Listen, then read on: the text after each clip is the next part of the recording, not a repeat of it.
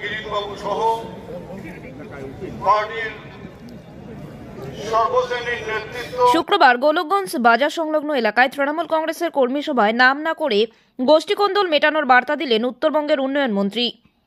শুক্রবার দুপুর 2টো থেকে সন্ধ্যা 5টা পর্যন্ত গোলকগঞ্জ বাজার সংলগ্ন এলাকায় তৃণমূল কংগ্রেসের কর্মী সভায় বক্তব্য রাখতে গিয়ে শীতলকুচির বিধানসভার তৃণমূলের গোষ্ঠীকোন্দল মেটানোর বার্তা দিলেন উদয়ন গুহ। শীতলকুচি বিধানসভা ভিত্তিক জনসভা থেকে নাম না করে শাহের আলী, পূর্ণ গোবিন্দ সিংহ, তপন গুহকে নিয়ে মন্তব্য করলেন উত্তরবঙ্গ উন্নয়ন দপ্তরের মন্ত্রী উদয়ন গুহ। এদিন তিনি বলেন, শীতলকুচিতে অমুক আলী, অমুক সিংহ, অমুক গুহ, এদের মধ্যে নাকি ভাব ভালোবাসা নেই। সমস্ত ভুলে গিয়ে সবাইকে একসাথে চলার বার্তা দেন।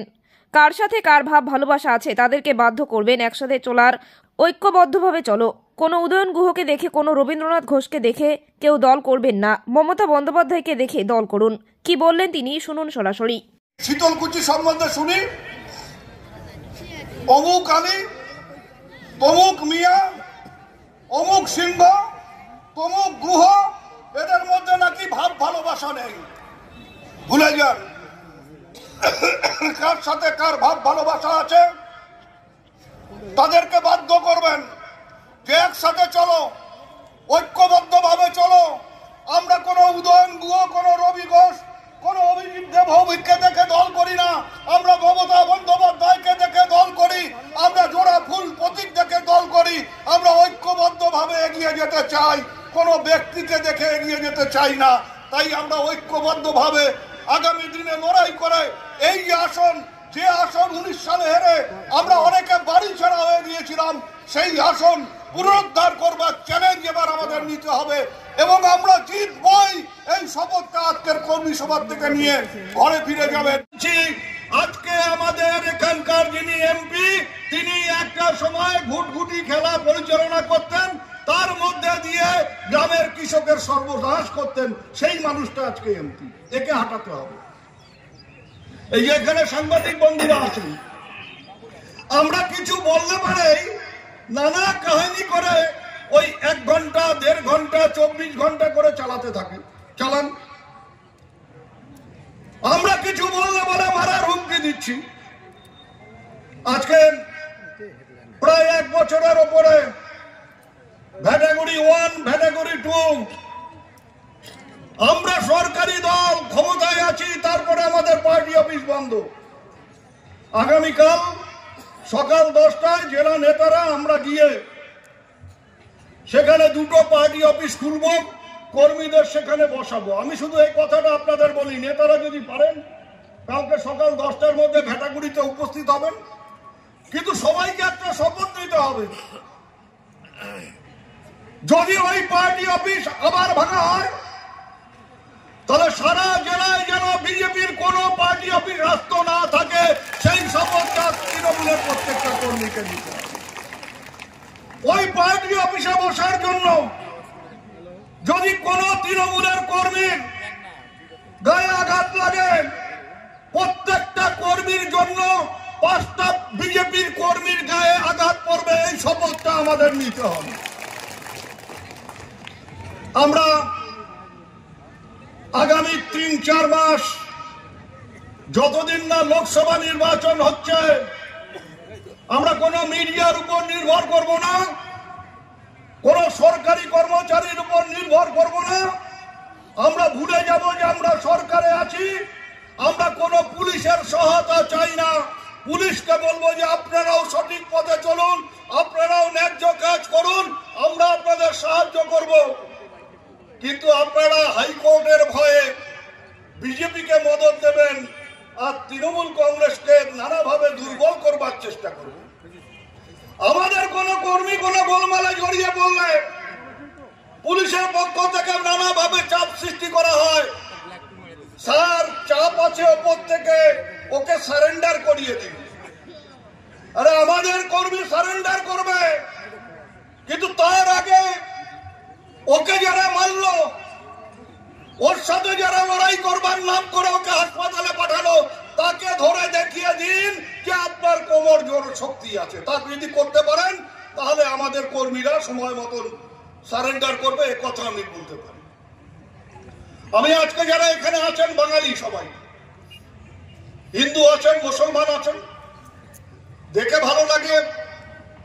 আমাকে আমার মুসলিম মায়ের পাশে তিলক কাটা হিন্দু মা বসে আছেন, কোনো সমস্যা নেই, আমাদের সমস্যা হয় না। এই আর একটু বাদে সন্ধ্যা লাগবে, হিন্দু মা বোনেরা তুলসী তলায় বাতি দিয়ে শঙ্খ বাজাবেন, আমাদের নেতারা ছটফট করছেন, আর একটু পরে আজানের আওয়াজ হবে, শঙ্খ বাজবে, আজানের আওয়াজ হবে। গ্রামের হিন্দু মুসলমান কারো সমস্যা হয় না, সমস্যা হয় বিজেপি। রাজস্থানে ভোটে জিতে ঘোষণা করেছে রাজস্থানে নাকি রাস্তাঘাটে কোথাও আর মাছ মাংস বিক্রি হতে দেবে না, মাছ মাংস ডিম ওরা বিক্রি হতে দেবে না। পশ্চিমবাংলায় যদি ক্ষমতায় আসে বিজেপি, আপনারা মাছ মাংস ডিম শীতল এগুলো না খেয়ে থাকতে পারবেন তো? পারবেন? আমার হিন্দু মায়েরা যাদের স্মৃতিতে সিঁদুর আছে, স্বামীর মঙ্গল কামনা করে বিশেষ বিশেষ দিনে মুখে আঁশ লাগান, আঁশ ছোঁয়ান, তারা পারবেন তো আঁশ না খেয়ে থাকতে? আমরা বলি যারা আঁশ খাওয়ার কথা বলছেন না, যারা বলছেন যে আঁশ খাওয়া চলবে না, মাছ খাওয়া চলবে না, তারা হচ্ছে ভণ্ড তপস্বী। বিড়াল বলে মাছ খাবো না, আঁশ খাবো না, কাশি যাবো, তাদের মতন ভণ্ড আর কেউ। আমরা যা খুশি খাবো, আমার পছন্দ মতো খাবো, আমার ধর্ম যেটা বলে সেই অনুযায়ী খাবো। আমরা কারো বাপের টাকায় মাছ খাই না, মাংস খাই না, ডিম খাই না, আমাদের অধিকার কেউ ছিনিয়ে নিতে পারবে না। আজকে এখানে কে বরেন না হরেন, যে এমএলএ হয়েছে কিনা বরেন, তাকে নাকি দেখা যায় না, দেখা যাওয়ার কথাও না, সামনে ভোট আছে, আসবে। ওই এমপি কেউ দেখা যায় না, কেউ দেখেন না, ভোট আছে, আসবে, এরা জিজ্ঞাসা করবেন এতদিন কোথায় ছিলেন? 100 দিনের কাজ নেই, আমার অধিকার। সুস্থ মানুষ 100 দিনের কাজ করবে, 15 দিনের মাথায় তাকে তার মজুরি মিটিয়ে দিতে হবে। মজুরি দিতে 15 দিনের মাথায় না পারলে 16 দিনের থেকে তাকে সুদ সহ টাকা ফেরত দিতে হবে। আজকে 2 বছর হয়ে গেছে, আমরা কাজ করেছি, পাচ্ছি না টাকা। সারা ভারতবর্ষে অন্য রাজ্যে পাচ্ছে, আমাদের রাজ্যে পাচ্ছে না। লড়াই করবেন না? বিজেপিকে ধরবেন না? ওই যে রবি ঘোষ বলেছে ঝাঁটা গোবর, শুধু ঝাঁটা গোবর না, গাড়ির থেকে নামতে দেবেন না মায়েরা, ওদেরকে গাড়ির থেকে নেমে ভোট প্রচার করতে দেবেন না যতক্ষণ না 100 টাকার কাজের ওই 100 দিনের কাজের টাকা শোধ করতে পারছে। এটা আপনার অধিকার, সংবিধানে আছে। এখন ওই দিল্লির থেকে যে মোটা মানুষটা এসেছিল, আবার গতবারের মতন এবারও বলেছে সিএএ চালু করবে, অর্থাৎ নাগরিকদের অধিকার, নাগরিক অ্যামেন্ডমেন্ট অ্যাক্ট, সেটাকে নতুন করে চালু করবে। আমাকে প্রমাণ করতে হবে আমি ভারতবর্ষের নাগরিক, আপনাকে প্রমাণ করতে আপনি ভারতবর্ষের নাগরিক। ওই বরেন আপনার ভোটে জিতেছে, তাহলে বরেনকে আগে পদত্যাগ করতে হবে। ওই যে আমাদের এমপি আপনার আমার ভোটে জিতেছে, আমরা ভারতবর্ষের নাগরিক বলেই তো আপনি 100 দিনের কাজ নেই, আমার অধিকার। সুস্থ মানুষ 100 দিনের কাজ করবে, 15 দিনের মাথায় তাকে তার মজুরি মিটিয়ে দিতে হবে। মজুরি দিতে 15 দিনের মাথায় না পারলে 16 দিনের থেকে তাকে সুদ সহ টাকা ফেরত দিতে হবে। আজকে 2 বছর হয়ে গেছে, আমরা কাজ করেছি, পাচ্ছি না টাকা। সারা ভারতবর্ষে অন্য রাজ্যে পাচ্ছে, আমাদের রাজ্যে পাচ্ছে না। লড়াই করবেন না? বিজেপিকে ধরবেন না? ওই যে রবি ঘোষ বলেছে ঝাঁটা গোবর, শুধু ঝাঁটা গোবর না, গাড়ির থেকে নামতে দেবেন না মায়েরা, ওদেরকে গাড়ির থেকে নেমে ভোট প্রচার করতে দেবেন না যতক্ষণ না 100 টাকার কাজের ওই 100 দিনের কাজের টাকা শোধ করতে পারছো, এটা আপনার অধিকার, সংবিধানে আছে। এখন ওই দিল্লির থেকে যে মোটা মানুষটা এসেছিল, আবার গতবারের মতন এবারও বলেছে সিএএ চালু করবে, অর্থাৎ নাগরিকদের অধিকার, নাগরিক অ্যামেন্ডমেন্ট অ্যাক্ট, সেটাকে নতুন করে চালু করবে। আমাকে প্রমাণ করতে হবে আমি ভারতবর্ষের নাগরিক, আপনাকে প্রমাণ করতে হবে ভারতবর্ষের নাগরিক। ওই বরেন আপনার ভোটে জিতেছে, তাহলে বরেনকে আগে পদত্যাগ করতে হবে। ওই আমাদের এমপি আপনার আবার ভোটে জিতেছে, আমরা ভারতবর্ষের নাগরিক বলেই তো আপনার আবার ভোটে জিতে এমপি হয়ে মন্ত্রী হয়েছে। যদি মনে করো যে আমি ভারতবর্ষের নাগরিক না, তাহলে তুমি আগে পদত্যাগ করে দেখাও যে এই লোকগুলো ভারতবর্ষের নাগরিক না, যাদের ভোটে আমরা জিতেছি তারা আগে ভারতবর্ষের নাগরিক হবে, তারপরে আমরা এমপি এমএলএ হব। সেবেলা বলছো না, মানুষকে নানাভাবে বিভ্রান্ত করবার চেষ্টা করছে, মানুষে মানুষে বিভেদ সৃষ্টি করবার চেষ্টা করছে, হিন্দু মুসলমানের মধ্যে ভেদাভেদ সৃষ্টি করবার চেষ্টা করছে। আমাদের একটাই শপথ, এদের হাত থেকে মুক্তি। এদের হাত থেকে মুক্তির জন্য একটাই রাস্তা, দলে দলে ঐক্যবদ্ধ হয়ে মানুষের কাছে পৌঁছতে হবে। এই শীতলকুচি সম্বন্ধে শুনি, অমুক আলী, তমুক মিয়া, অমুক সিংহ, তমুক গুহ, এদের মধ্যে নাকি ভাব ভালোবাসা নেই। ভুলে যান কার সাথে কার ভাব ভালোবাসা আছে, তাদেরকে বাধ্য করবেন যে একসাথে চলো, ঐক্যবদ্ধ ভাবে চলো। আমরা কোনো উদয়ন গুহ, কোনো রবি ঘোষ, কোনো অভিজিৎ দেবভৌমিককে দেখে দল করি না, আমরা মমতা বন্দ্যোপাধ্যায়কে দেখে দল করি, আমরা জোড়া ফুল প্রতীক দেখে দল করি। আমরা ঐক্যবদ্ধ ভাবে এগিয়ে যেতে চাই, কোনো ব্যক্তিকে দেখে এগিয়ে যেতে চাই না। তাই আমরা ঐক্যবদ্ধ ভাবে আগামী দিনে লড়াই করে এই আসন, যে আসন 19 সালে হেরে আমরা অনেকে বাড়ি ছাড়া হয়ে গিয়েছিলাম, সেই আসন পুনরুদ্ধার করবার চ্যালেঞ্জ এবার আমাদের নিতে হবে এবং আমরা জিতবই। এই শপথটা আজকের কর্মী সভা থেকে নিয়ে ঘরে ফিরে যাবেন, এই আবেদন করে আপনাদের সবাইকে আবারও শুভেচ্ছা, নমস্কার, সালাম জানিয়ে আমার বক্তব্য শেষ করলাম। জয় হিন্দ, বন্দে মাতরম, তৃণমূল কংগ্রেস জিন্দাবাদ, মমতা বন্দ্যোপাধ্যায় জিন্দাবাদ। আপনি কি ভালো জেনারেল সার্জন খুঁজছেন? এখন থেকে আপনাদের এলাকায় শীতলকুচি কমিউনিটি হলের বিপরীতে LJM মেডিসিন হাউসে প্রতি শনিবার রোগী দেখবেন সুদক্ষ general surgeon doctor Debashis Roy. নাম লেখানোর জন্য অতি সত্বর যোগাযোগ করুন 8918578865 অথবা 8101147384 এই নম্বরে। আমাদের ঠিকানা LJM medicine house, Sitalkuchi community হলের বিপরীতে ঘুঘুড়ার ডাঙ্গা যাওয়ার রাস্তা, শীতলকুচি কোচবিহার। আপনি কি প্রেসার, সুগার ও থাইরয়েডের সমস্যায় ভুগছেন?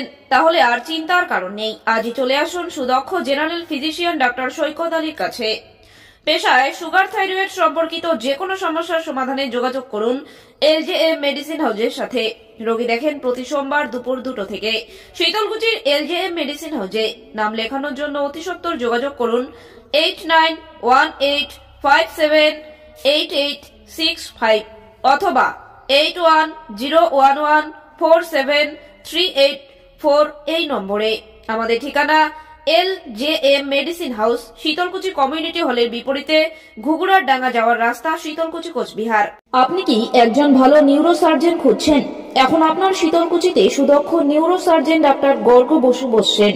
বাত, ব্যথা, স্ট্রোক, প্যারালাইসিস, স্পাইন সম্পর্কিত যে কোনো সমস্যার সমাধানে যোগাযোগ করুন LJM মেডিসিন হাউসের সাথে। ডাক্তার বাবু স্বাস্থ্যসাথী কার্ডের মাধ্যমে সমস্ত অপারেশন করেন। রোগী দেখেন প্রতি মাসের 4র্থ বৃহস্পতিবার শীতলকুচির LJM মেডিসিন হাউসে। নাম লেখানোর জন্য অতি সত্বর যোগাযোগ করুন 8918578865 অথবা 8101147384 এই নম্বরে। আমাদের ঠিকানা LJM medicine house, Sitalkuchi community হলের বিপরীতে ঘুঘুড়ার ডাঙ্গা যাওয়ার রাস্তা, শীতলকুচি কোচবিহার। আপনি কি স্ত্রী ও প্রসূতি রোগ বিশেষজ্ঞ সুদক্ষ ডাক্তার খুঁজছেন? তাহলে আর চিন্তার কোনো কারণ নেই। আপনার বাড়ির পাশে শীতলকুচি LJA মেডিসিন হাউসে স্বনামধন্য স্ত্রী ও প্রসূতি রোগ বিশেষজ্ঞ ডাক্তার মোহিত জৈন রোগী দেখেন প্রতি মাসের দ্বিতীয় ও চতুর্থ শুক্রবার। শীতলকুচির LJA মেডিসিন হাউসে নাম লেখানোর জন্য অতি সত্বর যোগাযোগ করুন 8918578865 অথবা 8101147384 এই নম্বরে। আমাদের ঠিকানা LJA medicine house, Sitalkuchi community হলের বিপরীতে ঘুঘুরডাঙ্গা যাওয়ার রাস্তা, শীতলকুচি, কোচবিহার। বাংলা মাধ্যমে শিক্ষার প্রসারে এগিয়ে চলেছে গোসেরহাট কবিগুরু একাডেমি। 2015 সালে পথ চলা শুরু হয় এই কবিগুরু একাডেমির। হাঁটি হাঁটি পা পা করে 8 বছরে পা দিল এই শিক্ষা প্রতিষ্ঠান। এই শিক্ষা প্রতিষ্ঠানে অঙ্কুর থেকে পঞ্চম শ্রেণী পর্যন্ত পঠন পাঠন করানো হয়। আগামী 15 নভেম্বর থেকে ভর্তি প্রক্রিয়ার ফর্ম পাওয়া যাবে বিদ্যালয় থেকে। এই বিষয়ে বিদ্যালয়ের শিক্ষক রাজু সরকার জানান, শীতলকুচি ব্লককে অনেকেই পিছিয়ে পড়া বলে মনে করেন। আমরা আমাদের শিক্ষা প্রতিষ্ঠানে যারা অতি সাধারণ ফ্যামিলিতে বসবাস করে তাদের শিশুদের সেরকম মেধা থাকলেও বড় বড় স্কুলে পড়তে পারে না, যার ফলে শিক্ষা থেকে অনেকটা পিছিয়ে রয়েছে। তারা শিক্ষা থেকে যাতে তারা পিছিয়ে না পড়ে সেদিক তাকিয়ে অভিভাবকদের স্বল্প খরচে যেন ছাত্রছাত্রীরা ভালো পড়াশোনা করতে পারে তার জন্যই এই শিক্ষা প্রতিষ্ঠান গড়ে তোলা। পড়াশোনার পাশাপাশি এই বিদ্যালয় চত্বরে যে মাঠ রয়েছে সেখানে খেলাধুলা থেকে শুরু করে অঙ্কন, নৃত্য, গান এবং আবৃত্তি শেখানো হয়। যারা দূরবর্তী জায়গা থেকে বিদ্যালয়ে আসবে তাদের জন্য গাড়ির ব্যবস্থা রয়েছে। তার পাশাপাশি যারা পার্শ্ববর্তী রয়েছে তাদের জন্য টোটোর ব্যবস্থা রয়েছে। এক কথায় সার্বঙ্গীন বিকাশ লাভ করতে হলে বিদ্যালয়ে শিশুদের ভর্তি করান বলে জানান বিদ্যালয়ের প্রধান শিক্ষক। আরও তারা জানান, যারা এই মুহূর্তে ভর্তি হবে তাদের ডিসেম্বর পর্যন্ত ফ্রিতে পড়ানো হবে। তাই আর দেরি না করে আপনার শিশুর ভর্তি করাতে আজই যোগাযোগ করুন গোসেরহাটের কবিগুরু একাডেমির সঙ্গে। আপনাদের এই বিদ্যালয় কত সালে স্থাপিত হয়? আমাদের এই বিদ্যালয় 2015 সালে স্থাপিত হয়। কি উদ্দেশ্য নিয়ে এটা গড়ে তোলা? আমাদের এই বিদ্যালয়ের প্রধান উদ্দেশ্য হলো যে আমরা এই শীতলকুচি ব্লক, আমরা অনেক সময় বলে থাকি পিছিয়ে পড়া এলাকা। এখানে খুব অতি সাধারণ ফ্যামিলি বেশিরভাগ বাস করে, যে আমরা তাদের শিশুরা বড় বড় স্কুলে, যেমন আমরা ইংলিশ মিডিয়াম স্কুল এরকম ধরনের বড় স্কুলে পড়তে পারে না, যার ফলে শিক্ষা থেকে অনেকটা পিছিয়ে রয়েছে। এই শিক্ষা থেকে পিছিয়ে থাকা যেসব শিশুরা রয়েছে এই এলাকার, মেধা রয়েছে এবং অভিভাবকদের স্বল্প খরচে ভালো পড়াশোনা করার জন্যই আমরা এই উদ্দেশ্যে যে স্বল্প খরচে যেন একটা ভালো পড়াশোনা করতে পারে এবং ভালো শিক্ষা গ্রহণ করতে পারে, তার জন্যই আমাদের এই শিক্ষা ব্যবস্থা গড়ে তোলা। কোন কোন শ্রেণীতে পঠন পাঠন করানো হয়? আমাদের এই বিদ্যালয়ে অঙ্কুর থেকে পঞ্চম শ্রেণী পর্যন্ত পঠন পাঠন করানো হয়। পড়াশোনার পাশাপাশি কি কি রয়েছে এখানে? আমরা পড়াশোনার পাশাপাশি যে আমরা 4 দেওয়ালের মধ্যে যে পড়াশোনা হয় এরকম বিষয় নয়, 4 দেওয়ালের বাইরেও সিলেবাস পাঠ্যক্রম বাদেও আর কি, যেরকম খেলাধুলা রয়েছে, তার জন্য ছোট্ট মাঠ রয়েছে, সেখানে খেলাধুলা শেখানোও হয়। অঙ্কন রয়েছে, নাচ শেখানো হয়, গান শেখানো হয়, সেই সঙ্গে এবার থেকে আবৃত্তিও শেখানো হবে। শহরাঞ্চলে বর্তমানে যার খুব ভালো ডিমান্ড, তার জন্য আমাদের আবৃত্তি শেখানোর জন্য ম্যাডাম রয়েছে। সামনের দিনে কি ভাবনা রয়েছে স্কুল নিয়ে? সামনের দিনে ভাবনা এটা রয়েছে যে আমরা আমাদের যে টিচাররা রয়েছে বা আমরা যারা রয়েছি, আমরা সর্বোচ্চ শিক্ষাদানের চেষ্টা করব, যেন এই এলাকার শিশুরা বড় বড় স্কুলের স্টুডেন্ট যারা হয় তাদের সাথে যেন তাল মিলিয়ে চলতে পারে। সেই সঙ্গে সবাই যদি আমাদের সহযোগিতা করে এবং সবাই যদি পাশে থাকে, তাহলে আমরা 5 থেকেও পরবর্তী সময়ে রাজ্য সরকারের আন্ডারে যদি আমরা এই মাধ্যমিক করতে পারি তার চেষ্টা করব। কতজন শিক্ষক শিক্ষিকা রয়েছে আপনাদের? আমাদের এখানে এখনো পর্যন্ত 13 জন শিক্ষক শিক্ষিকা রয়েছে এবং 2 জন আন্টি রয়েছে। মানে ছাত্রছাত্রীদের যাতায়াতের জন্য কি ব্যবস্থা রয়েছে? ছাত্রছাত্রীদের যাতায়াতের জন্য আমাদের গাড়ি রয়েছে এবং একদম যারা স্কুলের পাশাপাশি তারাও আসতে পারে যেন, তাদের জন্য আবার টোটো রয়েছে। আচ্ছা, ভর্তি কবে থেকে শুরু হচ্ছে? ভর্তি 15 নভেম্বর থেকে 15 জানুয়ারি পর্যন্ত ভর্তি চলবে। তার জন্য আমাদের বিদ্যালয়ে ফর্ম পাওয়া যাচ্ছে, ফর্ম বিনামূল্যেই পাওয়া যাচ্ছে। এবং আমাদের যে প্রচার গাড়ি থাকবে সেখানেও ফর্ম পেয়ে যাবে। যেসব অভিভাবকরা মনে করেন তাদের শিশুদের শিক্ষার পাশাপাশি বিকাশ লাভ করা, সার্বঙ্গীন বিকাশ লাভ করাবে, তারা আমাদের এই বিদ্যালয়ে ভর্তির জন্য আবেদনপত্র নিয়ে যেতে পারে এবং 15 তারিখের 15 জনের মধ্যে ভর্তি চলবে। সেই সঙ্গে এই মুহূর্তে যারা ভর্তি হবে তাদের আমরা ডিসেম্বর মাস পর্যন্ত তাদের ফ্রিতে ক্লাস করানো হবে।